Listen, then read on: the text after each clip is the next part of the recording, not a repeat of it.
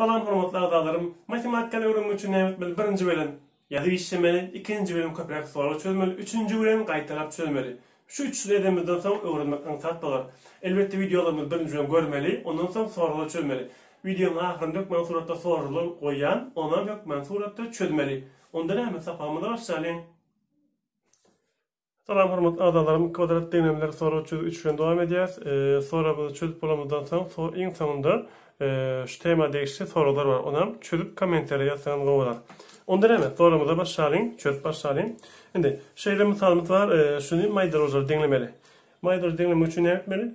Şunu böyle köpeldiýät muny, yani x kadar koşmak x etmek üçin şunu x köpeldiýät muny näme etmeli? X koşmak 1 köpeldiýät. Maýdarozlar näme bolar? X kvadrat koşmak x bolar. Şunu hem de maýdarozlar şu bolar. Indi bir ýokary köpelsek x ayırmak 10, x köpelsek minus x kvadrat. Ondan sonra x koşmak 4'e köpelsek näçe bolar? 4x koşmak 4 bolar. Deňdirem 0. Indi ýokarydakylary tertipleşdirelim. Minus x kvadrat var, minus x kvadrat ýazaly. Ondan sonra 4x bilen 1x koşulýar, koşmak 5x bolýar. Minus 10'dan koşmak 4, minus näçe bolar? Minus 6 bolar. Gatnaşan x kvadrat koşmak x deňdir 0. Aşağıda bir goýup atanaklaryny köpetsek, biri ýokary köpedilmizde, şaýda dowam edelim. Minus x kvadrat koşmak 5x ayırmak 6 deňdir 0'ly x kvadrat koşmak x köpetsek 0 bolar. Indi şeýle deňlememiz boldy. Indi şu minus bize birazçyk müşahidə edýär, ýani şunu ayırmak üçin minus 1'e köpelýär. Şonuň üçin minus 1'e köpeldiğimizde x kvadrat minus 5x koşmak 6 deňdir 0 diýip işläpdiler. Muny x diýip muny minus 3'e minus 2. Şu kısmı köpeldiğimizde şu bolmaly, şu kısmı köpeldiğimizde şu bolýar. Atanaklaryny köpet koşanymyzda, ýani minus 2'ni 2'ye köpeldik, minus 2'ni x'e köpelsek minus 2x, minus 3'ü x'e köpelsek minus 3x, minus 2x, minus 3x, minus 5x bolýan bolsa, onda şunu x ayırmak 3'ü deňdir 0 diýip, x 1'imiz göni 3 bolar. Sonra x ayırmak 2'ni 0 deňleýär, x 2'imiz hem 2 bolar. Dowam edelim. Misallarymyza.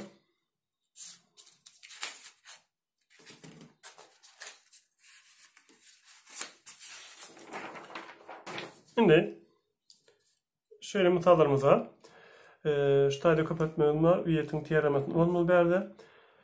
İlki A, B, C näme? Şu taýda 1 var diýmek, o diýmek A 1 diýmek, B'miz 3 diýmek, C'miz hem minus 2 diýmek. Şuňky.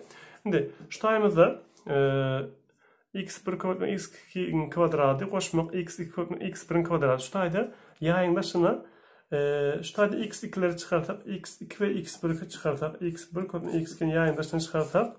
Bu daşdan çykdy, içinde şu kvadratdan 1 galýa. Koşmak x 1'den 1 çykdy. X 2'den 1 çykdy, onda x taýda näme galýa? X taýmyzda x 2'miz galýa eken. Şu taýda x 2'miz galýa berdimi? X 1'miz galýa. Indi şeýle boldy. Indi Wiet'in teoremasynda köklerini köpeltmek hasyly C gatnaşan A-dy. Çünki şu C gatnaşan A-dy. C gatnaşan A-dy, bu da minus B gatnaşan A-dy. Indi C'miz näçeden?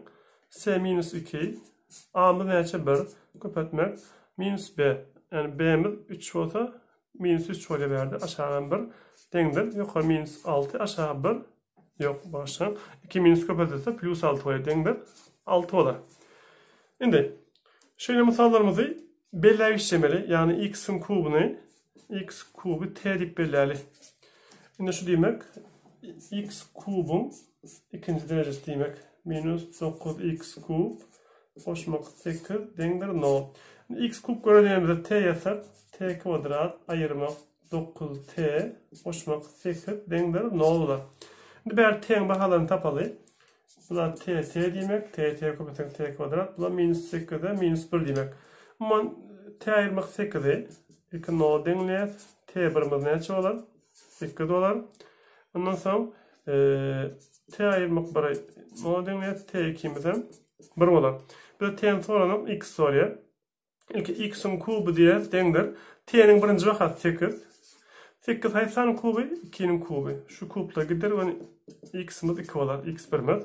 Ondan sonra x kub deňdir 1 diýsek, bir haysan kubi 1 kubi. Şurada isgalya x'imiz deňdir 1 olar. Jogap 1 bilen 2 olar. Dowam edelim. Indi şu misalyny diýim, ýaýyň daşyny çykaryp işlemeli. Şu taýdan hemen çykaryp biler, pikirlerini x kvadrat çykaraly. Dogry. X kvadrat çykarsak x aýyrmak 1 bolar. Bärden minus 4 çykarsak x aýyrmak 1 bolar. Näet aýyrmak boldy? Şu taý minus 4 çykarany sebäpli. Deňdir 0. Indi şu taýda x aýyrmak 1ler görýäňiz. Olaram ýaýyň daşyny çykyp bilýär. X aýyrmak 1 görünüşinde köpeltmek. Şu çykdy bärde x kvadrat aýyrmak bulan daşyny çyksa minus 4 galýar. Deňdir 0. Indi etme işimiz şu 0 deňlemeli. X aýyrmak 1 deňdir 0. X birimiz deňdir 1 bolar. Ondan soň x kvadrat aýyrmak 4 deňdir 0. Bu 0 deňlemeli. Şunu isesek şeýip açyp içersek de bolýar. X aýyrmak 2. X goşmak 2 diýmek şu. Deňdir 0. Onda şu 0 deňler birinji. X aýyrmak 2 deňdir 0 diýsek x 2'miz göni 2 bolar. Sonra x goşmak 2'ni 0 deňlesek x 2'mizden minus 2 bolar. Ya da x kvadrat aýyrmak 4 deňdir şeýle şertler x kvadrat deňdir 4 geçe. Her tarapdan kvadrat koysak x birimiz 2 bolýar, x 2'mizden minus 2 bolar. Çünki şeýle işlersek bulam dogry, bulam dogry. Indi şeýle deňlemämiz berilen kvadrat deňlemämiz şoň kökleri beripdir bize. Köklerini berilse şoň diýe deňlemesini guruň diýer.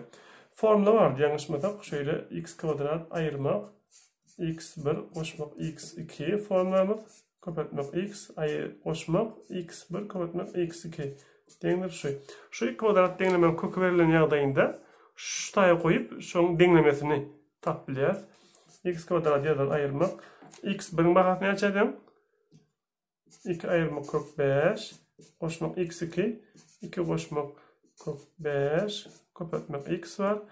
Goşmak indi köklerini köpeltmek hatyr 2 aýyrmak kök 5 köpeltmek 2 goşmak kök 5. Indi şu taýda kök 5'ler gysgalar 1 minus 1 plus 1 sebäpli x kvadrat aýyrmak bu näme bolar? 4x bolar. Çünki 2 2 goşýar. Goşmak indi şular 1-iň çatyrmlygynyň sebäpli 2 2-ni köpelýär. Näçe bol? 4 aýyrmak 5 bolýar. Yani minus 1 bolar şu taý. Onda minus 1 deň bolar. Deňdir 0. Onda kökleri şu bolanda deňlemesi. Özüňiz ýenemek üçin şöyle 3 tane sorumuz var. 1 tane test, 2 tane hem özüňiz işlemesi sorumuz var. Jogabyny özüňiz tapmaly. Jogabyny tabyp kommentariýa ýazsaňyz hatga bolar. Onda näme? Diňleriniz üçin köp sag bolun.